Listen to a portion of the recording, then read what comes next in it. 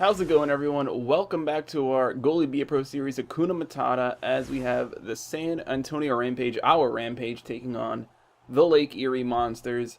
Our goalie series is doing fantastic. Save percentage well over 900. I think it's like 916 or something like that. I don't know, somewhere in that range. And a goals against of just under 2, like 1.9, 1.8, somewhere in that range. We're absolutely dominant. I don't think anybody can even come close to us virtually. Well, I guess virtually, yes, but in other goalie series, not that anyone can compete with us. Today is a very interesting topic. It was a comment from Mike Jones, and in the future for NHL 17, I'm probably going to run a solo video of this exact topic instead of putting it in the Be a Pro series. So after I do my little opinion on this, if you guys want to add it into the comments section below so I can feature your thoughts in it as well for the next video, by all means, feel free to add to it. I'm pretty sure I just missed my goalie stats. I was not paying attention. So, there it is. 14-9-1, 1.83, look at that, 916, I was actually right. And 6 shutouts, so 24, 23, 20, 24 starts and 6 of them are shutouts. That's a quarter of them, so we're fucking doing fantastic. Alright, so the question from Mike Jones. And I'll try, if I remember, I'll try and put it actually in the video. Get a little screenshot of it. In your opinion, what is considered a good goalie? What do you look at when you are determining if someone is good or just average? Is it the save percentage, shutout, or wins, etc.? Gotta make a save. Alright, we're good. Alright, so, the first thing I want to point out is that, the puck's out of my way. Save percentage, wins, goals against, that is probably one of the last things I would look at if determining someone's a good goalie. In fact, I probably wouldn't even use it that much. I mean, yeah, if a goalie is in the 800s, they're probably doing something right. If a goalie's in the 600s, they're probably doing something wrong. And I'm a big math person. I do care about statistics. I love math. I love numbers. But there's so many... The defenses, the skaters in front of them just play such a huge part. I mean, I know a bunch of goalies who have, low, bad save percentages, end up on a bad team in a league, and... it doesn't matter how good you are. If the team isn't playing well in front of you, you're not going to have good numbers. And on the flip side, you're going to have goalies who have pretty good numbers, but maybe they don't face a lot of shots. Maybe they just don't do that much work, and it's the team playing amazing defense in front of them. So the numbers can definitely be influenced by that. So I look at the things that us goalies actually can control in a game. Oh, there we go. We're good. There's one quote I want to point out to you. What makes a good goalie and what makes a great goalie? If you want to be a great goalie, make all the saves you're supposed to make, and then a few that you shouldn't make. And once you can do that, once you can get all the easy ones and a couple of the hard ones, bam, you're a top goalie. That's all it comes down to. So the things that I look for in a goalie determine whether they're good, whether they're average, what they can work on. First thing is movement, a goalie's movement. Some goalies, I'm going to actually go back to my goalie here. Some goalies like to move a lot in the crease. The minute the puck moves, they're moving along with it. Doesn't matter whether it's an inch, a foot, a mile. And then there's others that really just don't move that much. Easy save there. Oh, a little bit lucky. I do tend to find that the better goalies in the game are the ones that don't move that much. I'm not saying they don't move. They're very... Look at that. Easy save there. They're very careful when and how much they move.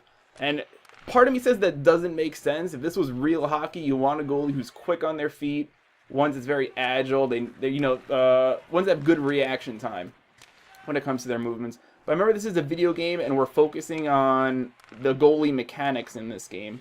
And in this game, of course, let's get this face off, then I can keep my thought going. So in this game, if they shoot as you're moving, your goalie is going to keep drifting in that direction for that save animation. So if I'm moving left as the shot comes, he's going to keep drifting to the left, and it could take him potentially out of the play.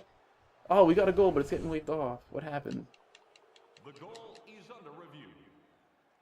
That's good. That's good. I'm counting it. Come on, ref. Don't worry, I do remember where my thought was. I just want to see if we get a goal out of this. I'm spamming the A button. Why won't it just fast forward it? Screw it. Pause it. What do we get? 1-0. There we go. Alright, so yes, if you're moving as the shot happens, the save animation will keep you drifting in that direction. And that can take you out of the play, whether it's for the save itself. but most of the time it's usually for a rebound. You'll keep drifting. Next thing you know, you're all the way out here. The puck bounces the other way, and it's an open net. So goalies really need to be careful with when and how much they move. Nobody's to my left. I expected better from me trying to break that out. We're good, we're good.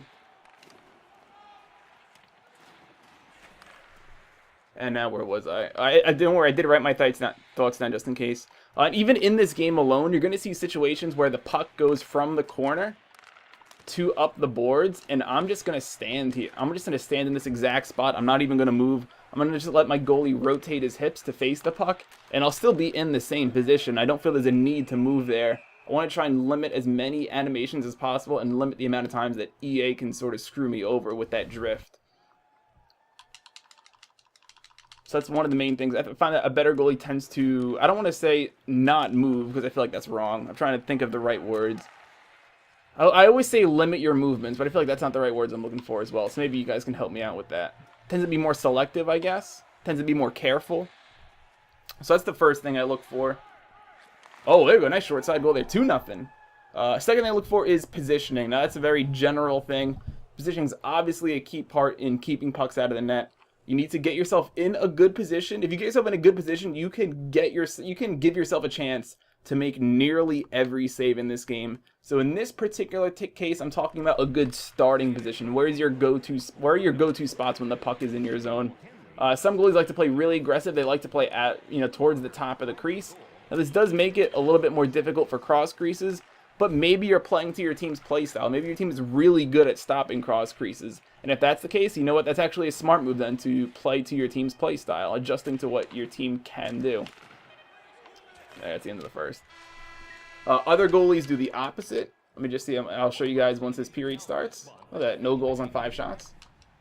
Other goalies tend to do the opposite. Maybe you'll see ones that, I think we all know these, the goal line goalies, the ones that just sit butterfly. They'll do short movements to make sure they got short side covered, even though that is like the main weakness, along with the extra pass. If you can able to get 2 passes off instead of 1, instead of that obvious one-timer, get them moving this way, then you quickly pass the other way. He's going to have time to have trouble adjusting.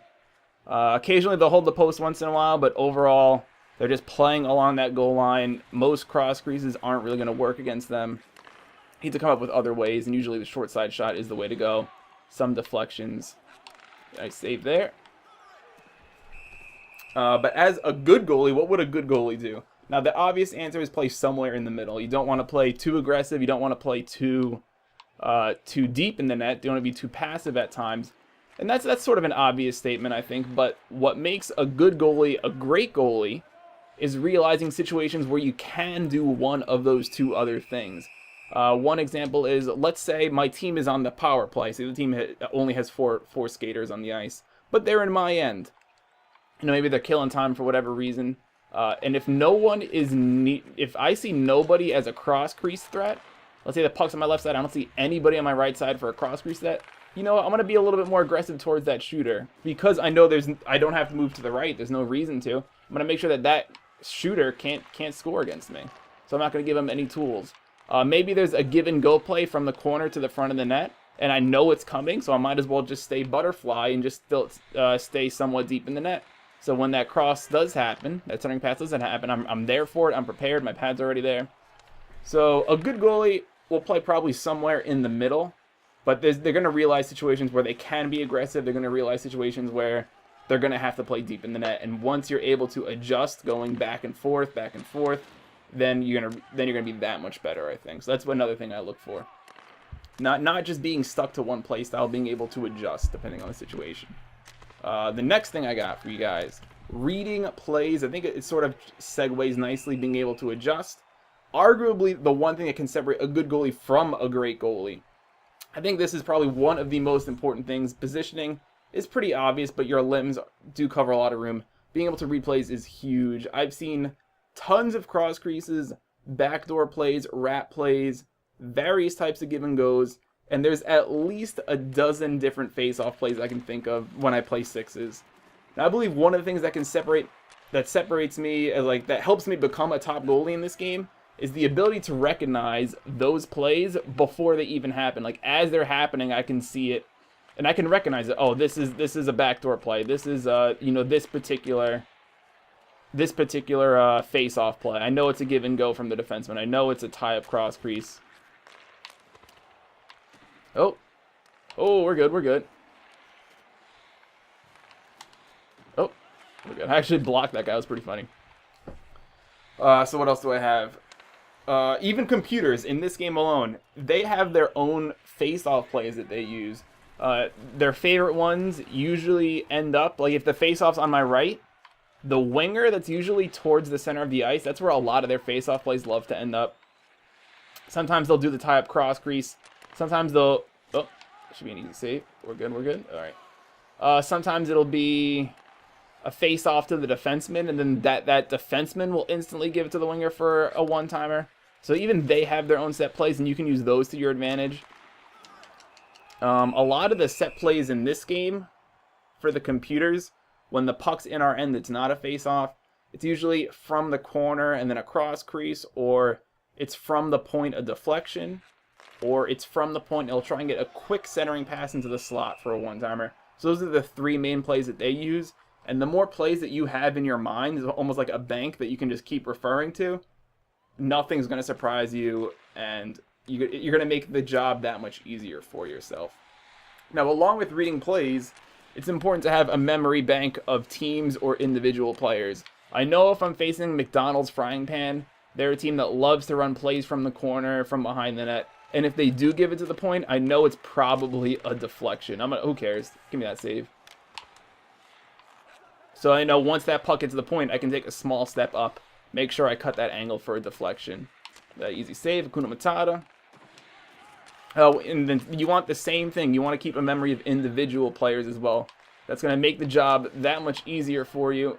Nobody's to my right. Come on, get rid of it. Just a one-touch, dude.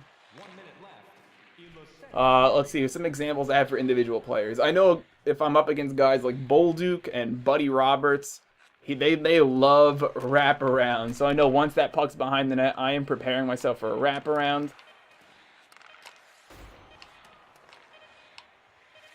Look at that. Look at that. Perfect scenario. Perfect scenario. I'm going to pause it right there for a second. Go to that replay. Mind you, there are 2 seconds left in the period.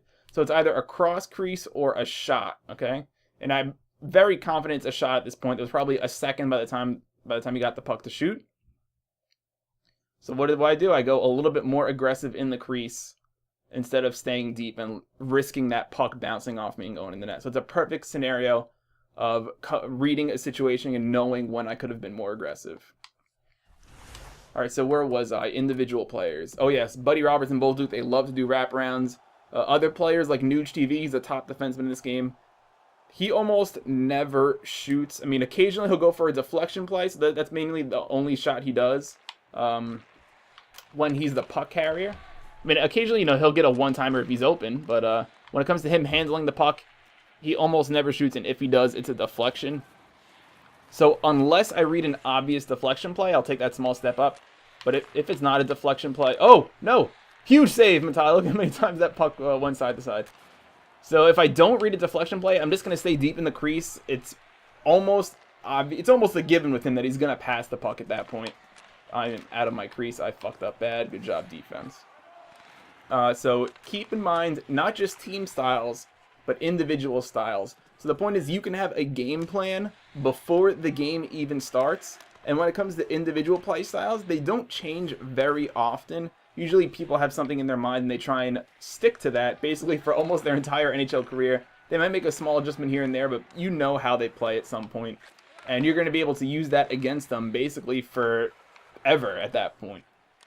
So the more you're able to remember, the better off you are going to be. So what other things make up a good goalie? I'm going to try and somewhat quickly go through these because I got through the big ones. They learn from their mistakes. They go to replay. They're willing to, watch an old stream or something. They're even willing to watch others and take some tools from their game and add it to yours. That's sort of the purpose of, my channel in a sense. Going through plays, my plays, your plays, and trying to figure out what went wrong, what went right, and help making you guys better. And actually, this is bring up a new series I want to try out. Let's say I give up a weak goal. I can just do a simple Xbox record that. I don't think a notifications. Oh, there it is. And then you guys could send it to me via Twitter, via whatever. And then we can go over what went right, what went wrong. Oh, there we go. We're good.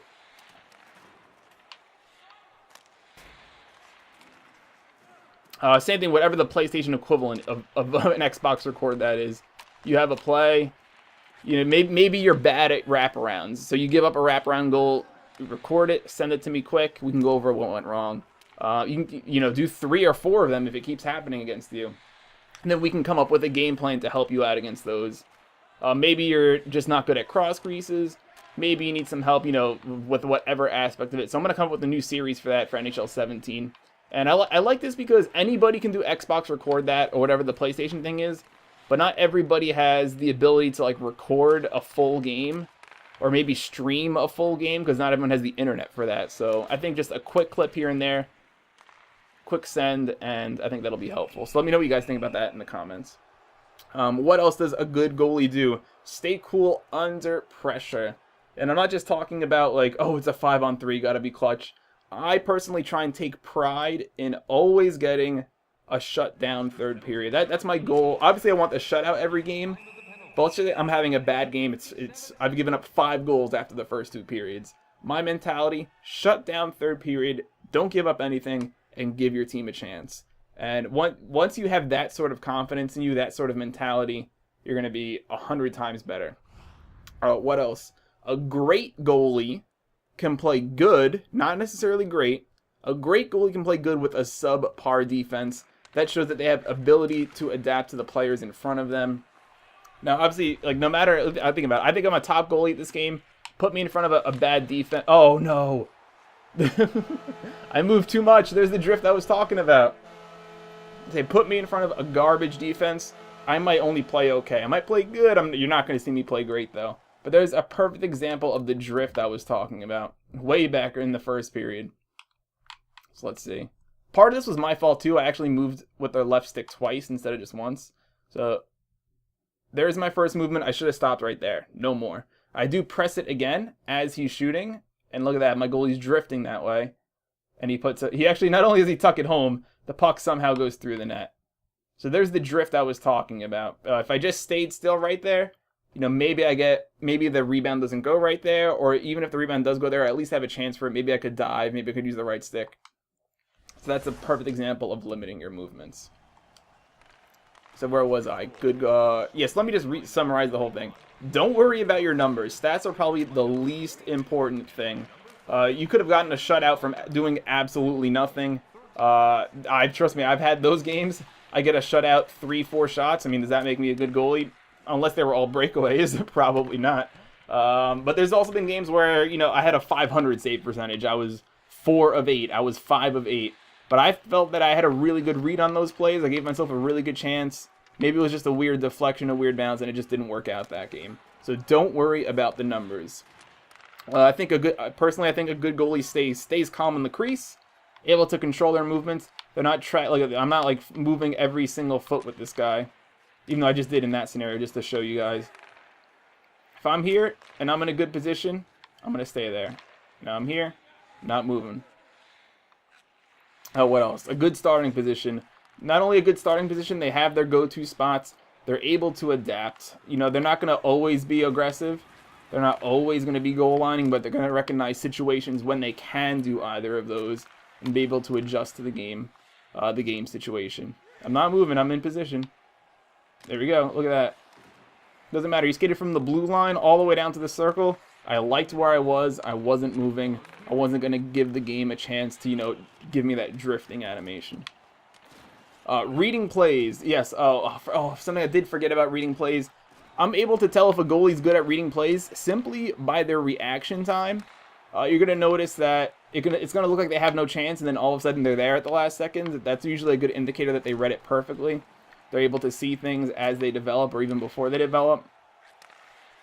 You're going to notice, you know, goalies that tend to struggle maybe with wraparounds or maybe something that you're going to realize they just don't move at all. Maybe they move a little bit too late consistently. And that's not them having a bad reaction time. That could be just them not recognizing the play. As I said, having that memory bank. Not just of set plays, but also team styles and individual styles. You're also able to learn from your mistakes. Don't worry about pausing the game. You know, it might annoy your teammates. Maybe you can do it at the end of the game. You know, when the game's over, just remember to go to replay, figure out what went wrong. Did I leave short side open? Did I, what else? Was I too aggressive in the crease? Was I just in a bad starting position to begin with? There we go. Big win, 3-1. Stay cool under pressure. I mean, if you've watched me stream before, I'll give up a goal sometimes. Most of the time, I'll stay pretty relaxed. Maybe I'm having a bad day. You'll hear me rage once in a while for a couple of seconds. But overall, just stay cool, stay relaxed. I mean, it doesn't matter if you give up 5 goals in the first 2 periods. If your team keeps up with them, if it's 5-5 after 2, forget all those. Have a shutdown 3rd period, and you're going to give your team a chance. Great goalies can still play good with a not great defense, but that just shows their ability to adapt. I mean, if you think you're a good goalie, but you're constantly getting bombarded by a bad defense, maybe you're just good and you're not great yet, but you can still keep practicing and keep working on it. So these are the things that I believe make up a good goalie. And I can usually tell if I'm up against someone who I've never seen before. I can usually tell by the first solid possession in their zone what kind of goalie they are. Definitely by the end of the first period if we've had a couple of possessions in their zone. And I think when I've played the game this long, I've put this many hours into it, I think I understand the mechanics enough, and I'm always willing to help people. And once in a while, I actually send a message to the other goalie if he has like a particular weakness. Maybe he hugs the post too much or not enough. So I'm always trying to help out in that sense. So Mike Jones, I just spent an entire Be a Pro Series video on your question. It was a great question. I think when I try and do this topic again in NHL 17, I'm definitely going to have to try and compact it a bit so it's not a full 20 minutes. Anything you guys want to add for that NHL 17 video, please let me know in the comments below. Big win right here, 3-1. Look at 3-1, 15 saves. I'll take that. Didn't face that many shots this game. I actually played a bunch of Be a Pro games last night, and I tried to stream it for you guys. It didn't work, and we got outshot like 30-17 one game. It was crazy. The first game we lost 4-1. Second game we won 2-1 in a shootout, and the other game we won 2-1 in overtime. So that was actually really good games. I'm gonna try and stream more of those eventually. I do want to like try and get to a set schedule where like every Thursday night or every Friday night to Be a Pro thing for Twitch, but you know, I'll try and figure it out at some point. Just let me know if you guys would be interested in that too. Thanks for watching, guys. Hakuna Matata. Any other questions like Mike Jones, feel free to put in the comments below. Thanks for watching, and I'll see you guys next time.